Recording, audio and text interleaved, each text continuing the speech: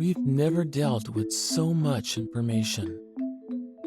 More than 100,000 words pass through our eyes and ears every day, and it has never been more challenging to make them useful. We've moved information from paper and folders to computers, but we organize them in the same ways.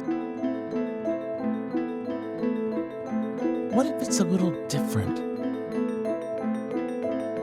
What happens if we organize information in a way that works like how we think?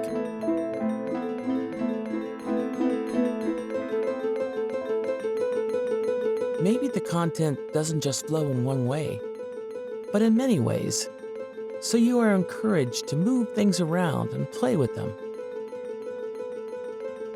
Maybe text, images, and your hand drawings coexist in the same space, so you'll always find the right way to put down your thoughts. Maybe ideas are organized not by where they are, but by what they are about.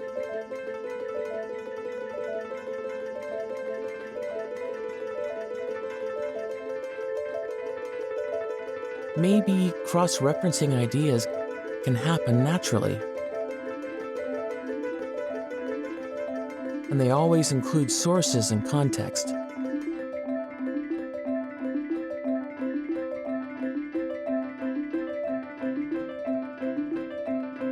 Maybe links don't just lead you to a browser tab, but instead become an archive of the web page and a part of your knowledge base. Maybe one day, our computer works just like our brain. Just maybe.